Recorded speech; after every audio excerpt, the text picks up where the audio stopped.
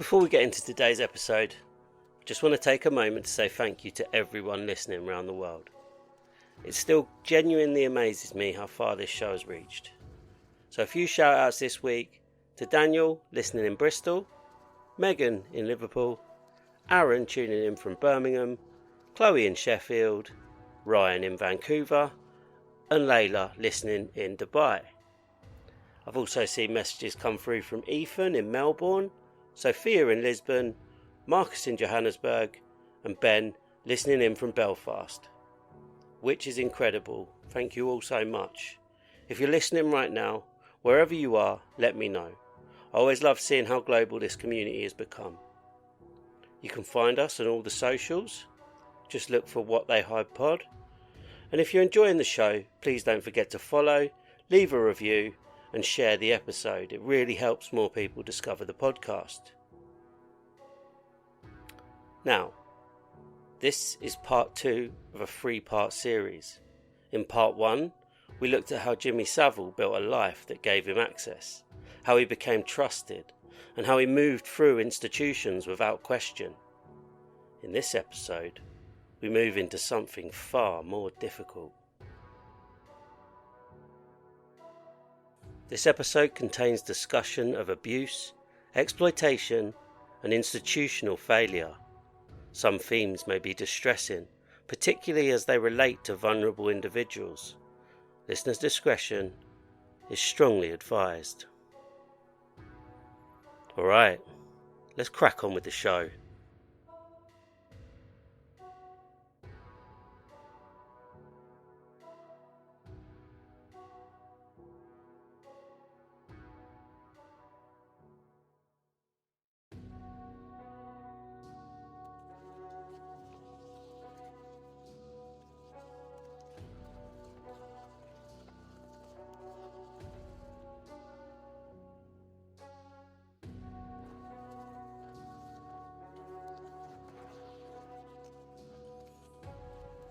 The studio is bright, too bright, lights hanging overhead, flooding everything in white. Cameras moving on tracks, crew shouting across the floor, stand by, 30 seconds, where's camera 2? It's loud, chaotic, but controlled, because everything here runs on timing, and people just trust that. It's a show everyone knows. Millions watching at home, teenagers in bedrooms, families in living rooms. And on the studio floor, everything feels exciting, important. Like being part of something bigger. Then the recording stops. Applause dies down. The lights don't go off, but something shifts. People start moving. Crew packing away equipment, performers talking, laughter breaking out in small groups. And in that moment, structure disappears. Some people leave quickly, others stay behind.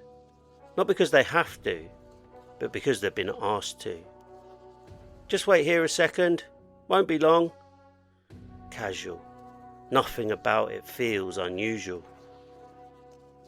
Away from the studio, the air changes, the noise drops away, replaced by something quieter. Carpeted floors, closed doors, a corridor that feels separate from everything that just happened. And when you walk down it, you're aware of how far away the noise has become. Inside, it's smaller, dimmer, a dressing room, mirror lights glowing softly, the kind of place that feels private, isolated, and once the door closes, the outside world disappears. This is the moment people talk about later. Not clearly, not all at once, but in fragments. Because something changes here. Not loudly, not in a way anyone else can see, but enough to feel it. There's no one else around, no cameras, no crew, no noise from the studio, just a room, a closed door, and someone who isn't supposed to feel threatening. Because outside that room, he isn't.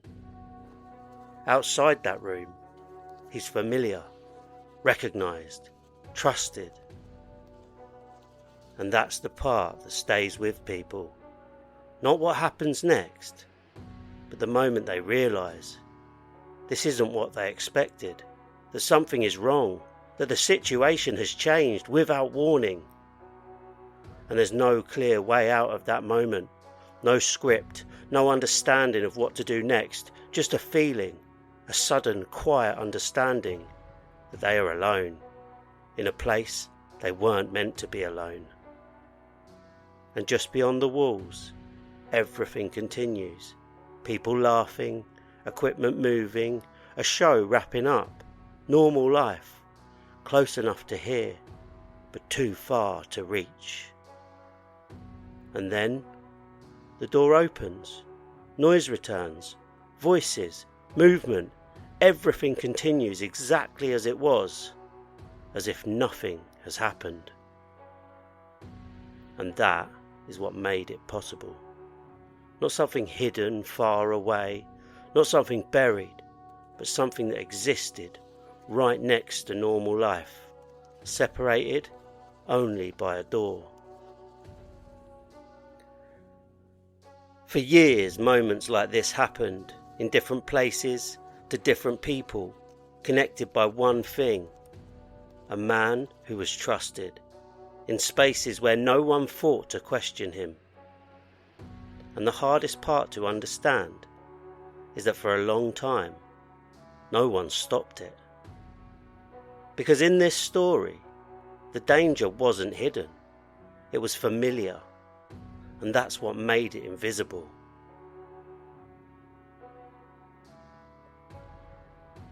This is what they hide, hidden crimes in plain sight, and this is where the truth begins.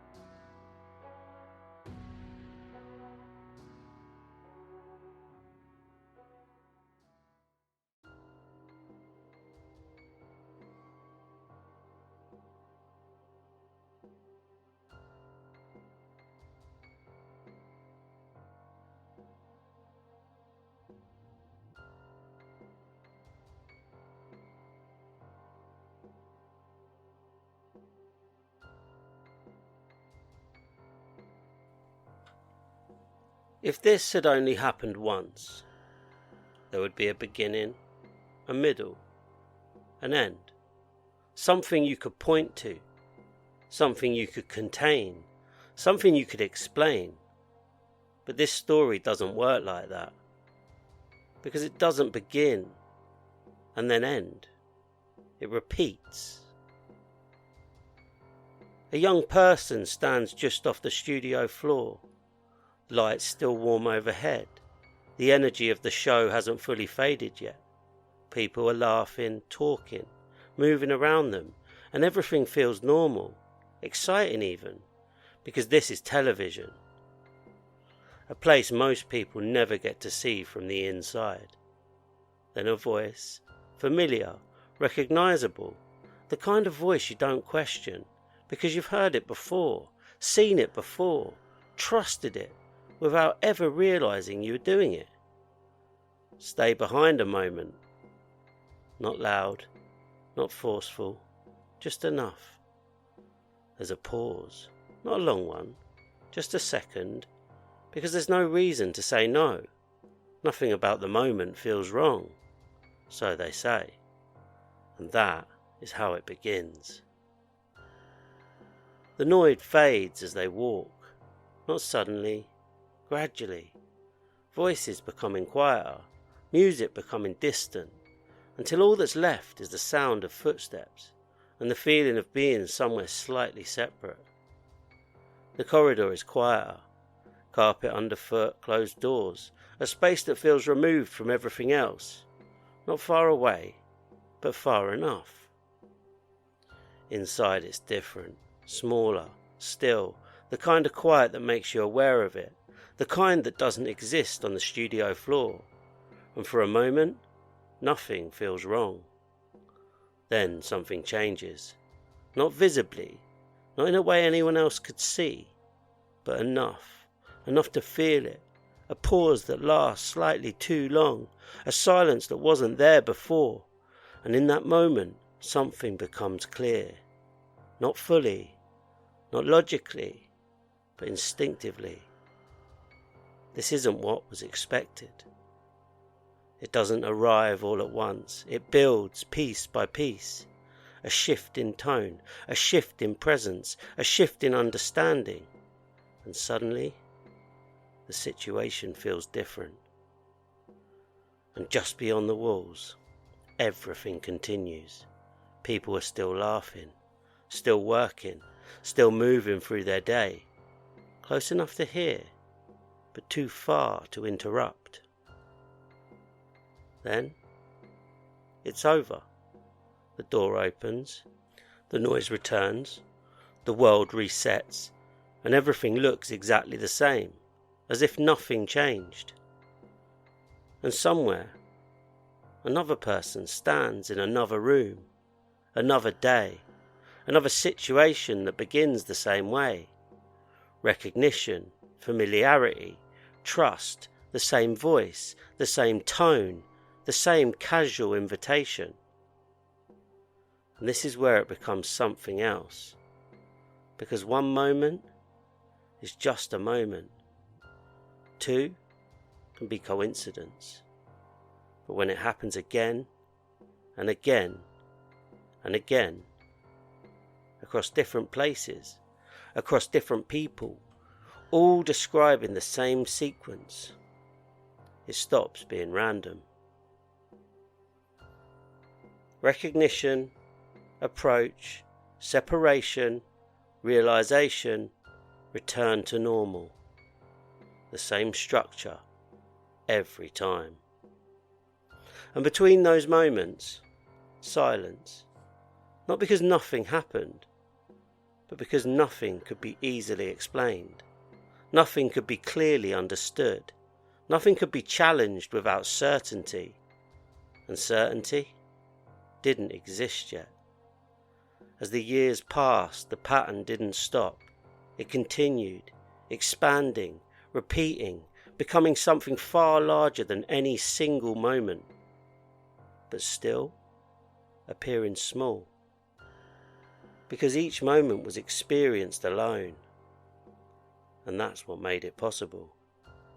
No secrecy, no invisibility, but separation.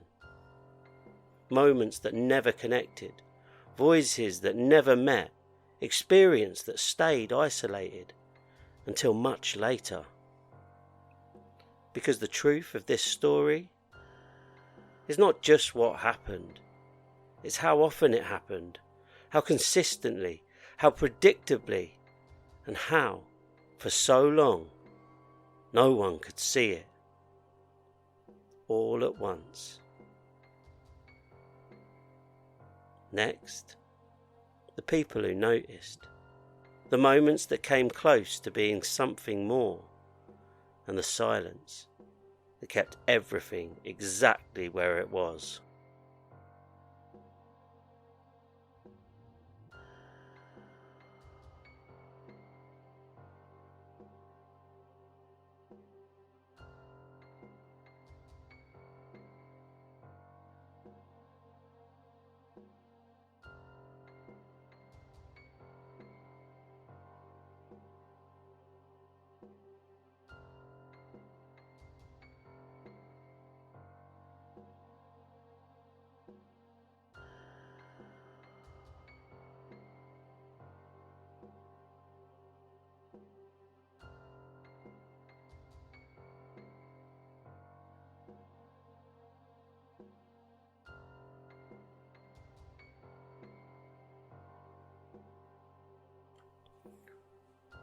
By the time the pattern existed, it wasn't hidden.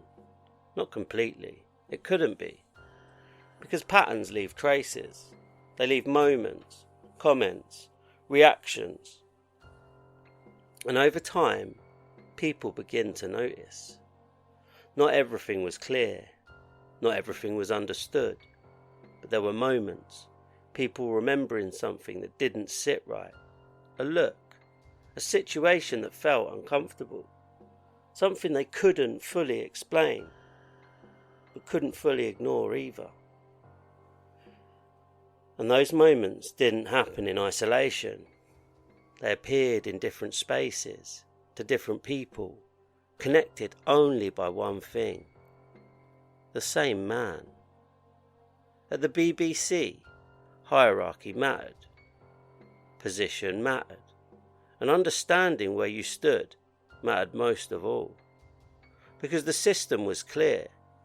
Those at the top were not easily challenged, especially not publicly, and certainly not without certainty. And certainty was exactly what no one had. Because every concern had the same problem. It wasn't enough. Not enough evidence, not enough clarity, not enough to risk being wrong. And that matters. Because accusing someone like Savile wasn't just questioning a person, it was questioning everything attached to him: the shows, the reputation, the institution itself. And without something undeniable, that kind of challenge doesn't happen. By now, Savile's reputation was doing the work for him. Not deliberately, not consciously, but effectively. Because he wasn't just known, he was trusted, seen as someone who raised money, who helped hospitals, who gave his time. And once that image is fixed, it becomes the default. Anything that doesn't fit it feels wrong, out of place, easier to dismiss than to investigate. So the conversation stayed quiet, not formal, not recorded, just shared between people. I'm not sure about him, something feels off, but always followed by uncertainty, always softened, always incomplete. Because without certainty, there's nothing to escalate.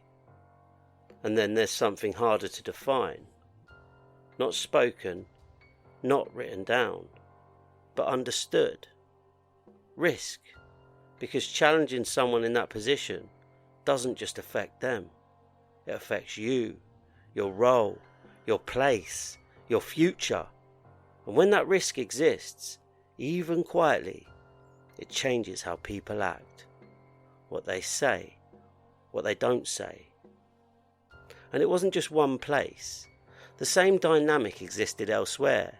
Hospitals, institutions built on care, on trust, where people were already under pressure, already focused on their roles, and where questioning someone seen as helpful didn't feel necessary or appropriate.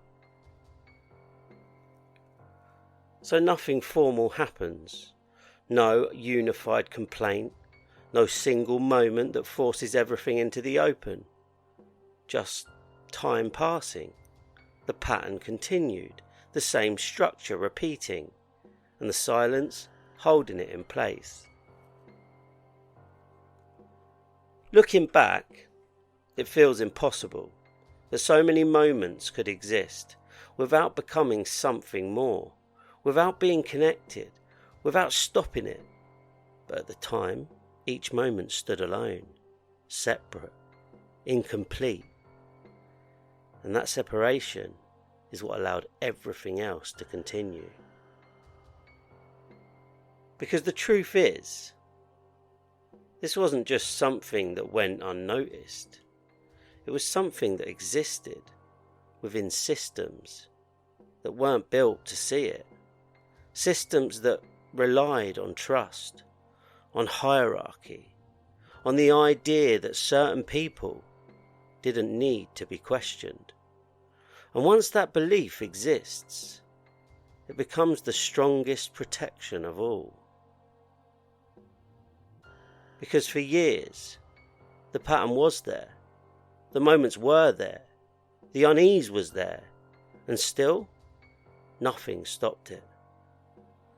Not because no one noticed, but because no one could turn what they noticed into something that would be heard.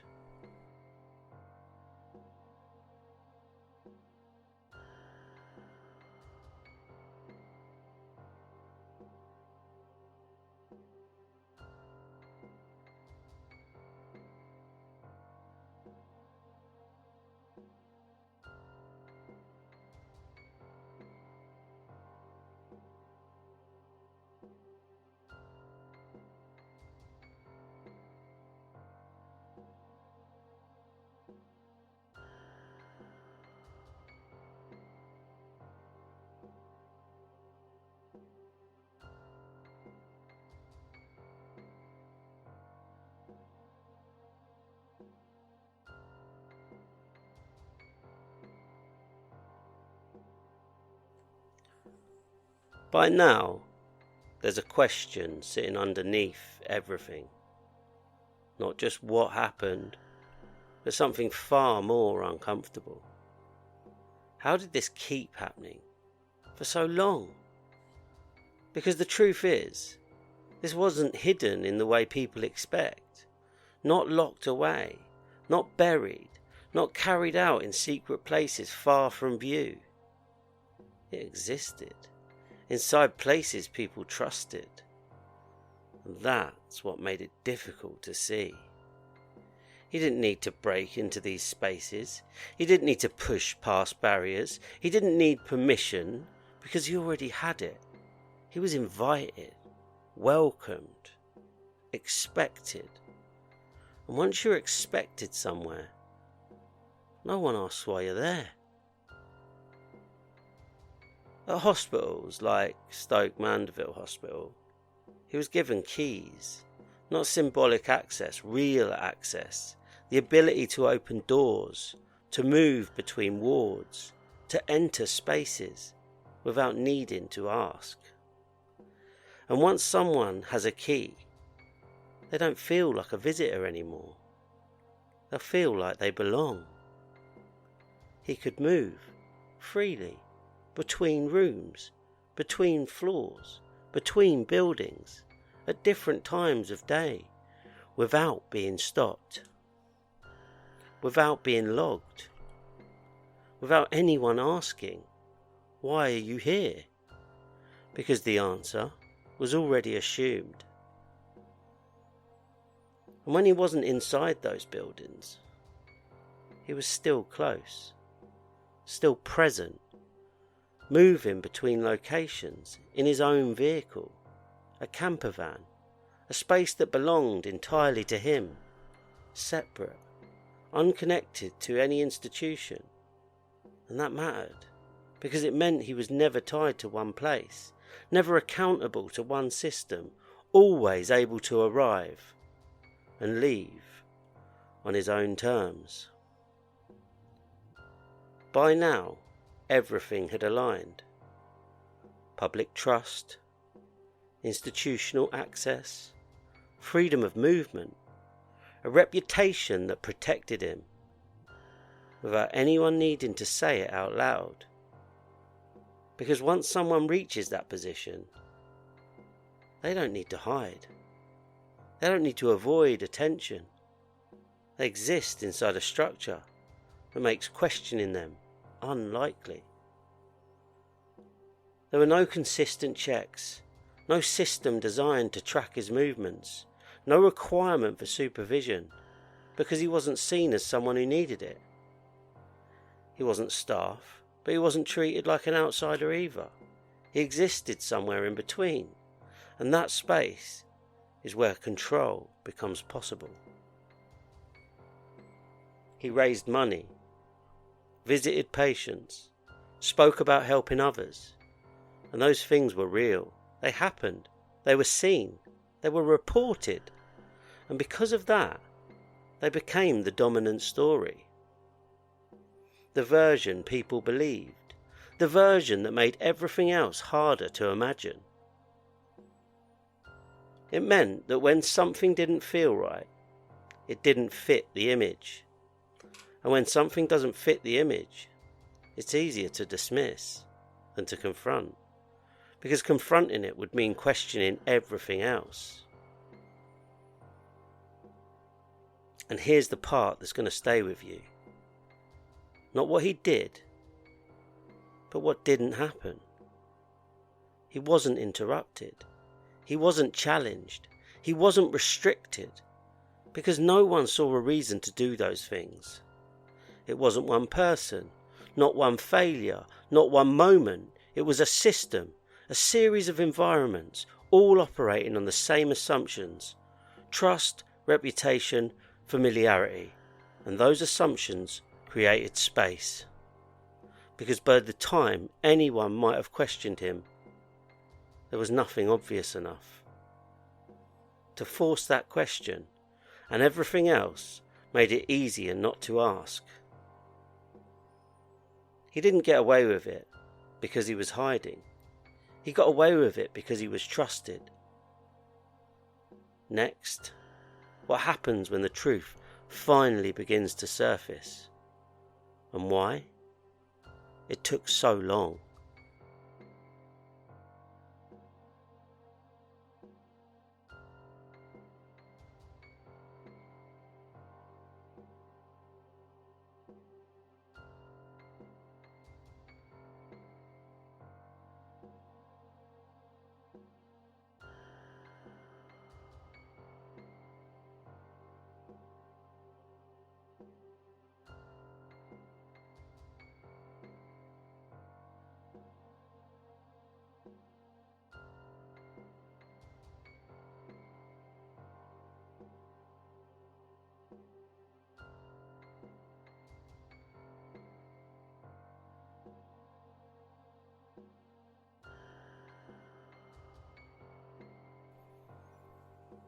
October 2011. The news breaks quietly at first, then spreads. Jimmy Savile is dead. Across the country, the reaction is immediate. Not shock, not suspicion, respect. Tributes begin to appear on television, on the radio, in newspapers, words repeated over and over again. Charitable, iconic, a national figure. This is how he is remembered. A man who raised millions. A man who gave his time. A man who seemed to belong everywhere. Hospitals, television, public life. And in that moment, there is no reason to question any of it, because nothing has changed. Not yet. His funeral is attended, public, visible, a final moment of recognition, and even then, the image holds. The same image that had been built over decades, unchallenged, untouched. There's something about death that changes how people speak. Things that once felt impossible to say begin to feel different, safer, because the person at the centre of it is no longer there. At first, it's small. A comment, a memory, something shared quietly, not publicly, not yet, just between people. A feeling that maybe the story isn't complete. Then the tone begins to change. Not dramatically, but enough. Questions begin to appear, carefully worded, cautious, but present, because once one question is asked, it makes space for another. Then comes something more visible, a program, an investigation. Stories begin to surface, accounts that don't match the image people have held for years. And for the first time, the public is confronted with something unfamiliar: doubt. At first, it's difficult to process, because the two versions don't fit together. The man people thought they knew, and the man being described now, they don't align. When something doesn't align, people hesitate. They question the new information before they question the old belief. But then more voices appear, not connected to each other, not coordinated, but consistent, describing the same pattern, the same structure, the same moments. And that's when it begins to shift, because one voice can be doubted, but many are harder to ignore. And there was something else, something that made questioning him even harder. He wasn't just visible, he was connected. Over the years, Savile had moved through some of the highest levels of public life, not as a politician, not as an official figure of authority, but as something else, a familiar presence. He appeared alongside senior figures, attended events, raised money for causes that placed him in proximity to influence, including contact with members of the royal family. Photographs, public appearances, moments that reinforced the same message, that he belonged.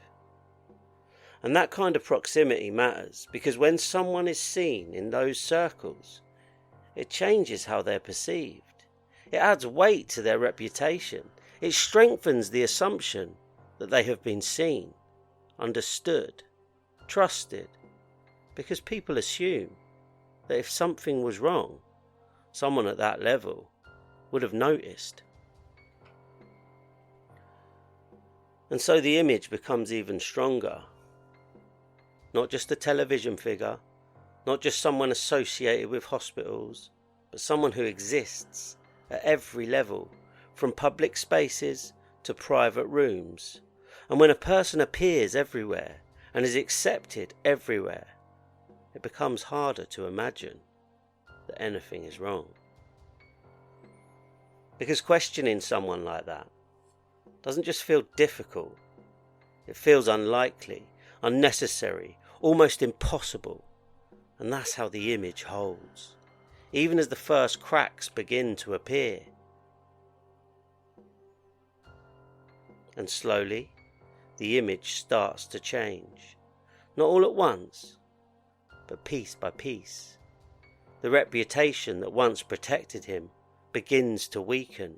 The trust that once surrounded him begins to fracture.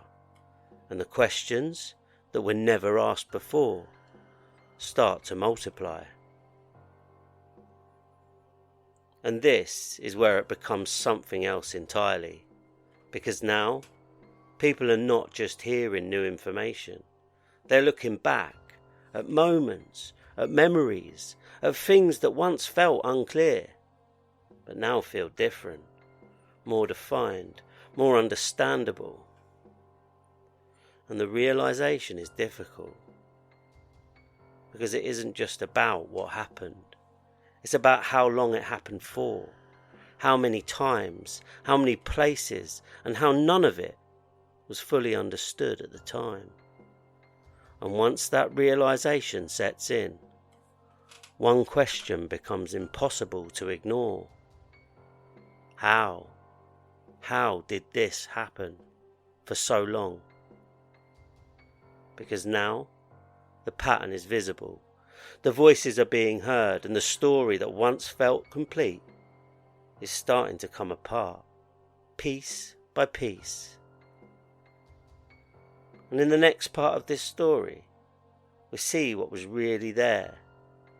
Not the image, not the reputation, but the full scale, the voices and the truth that had been there all along.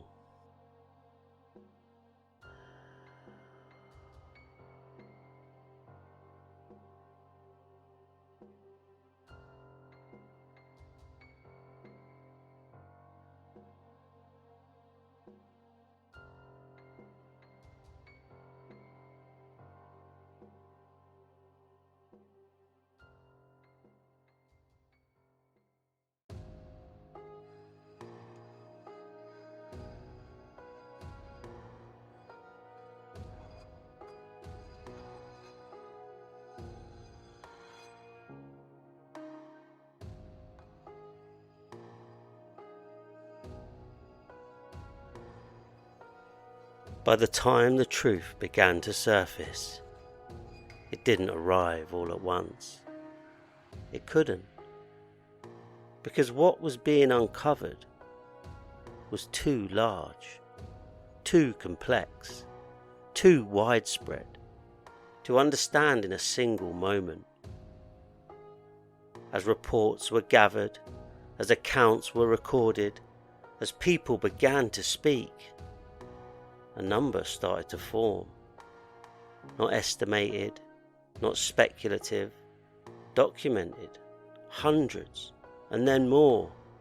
Victims identified across decades, across different locations, across different stages of life, and connected by one person. Jimmy Savile. In 2013, a joint investigation by the Metropolitan Police Service and the NSPCC produced a report titled "Giving Victims a Voice," and what it described changed everything, because this was no longer a collection of accounts. It was a pattern, confirmed, structured, repeated over decades.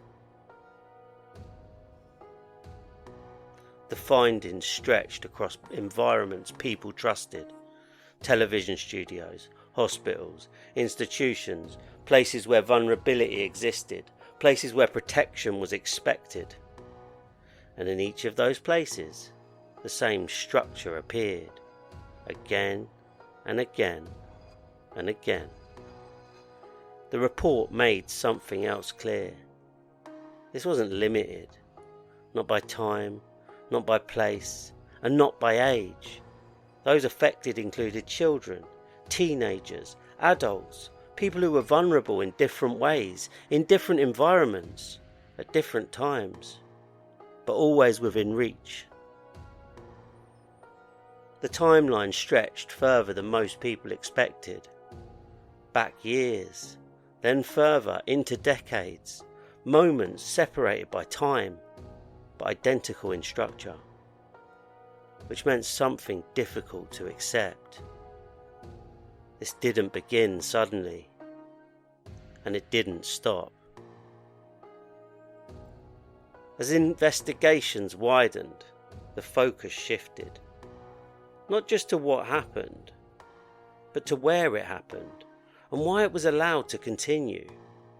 Reviews were carried out across the National Health Service, within the BBC, and across multiple institutions, and what emerged was not a single failure, but many missed opportunities, unreported concerns, moments that were noticed but not escalated. And this is where the weight of it lands, because by now there is no uncertainty, no ambiguity, no doubt about the pattern. What once existed as fragments now exists as a complete picture, and that picture is difficult to sit with, because it forces a question that has no comfortable answer. How does something like this happen across decades, across institutions, in places built on trust, without being stopped? The answer isn't simple. It isn't one moment.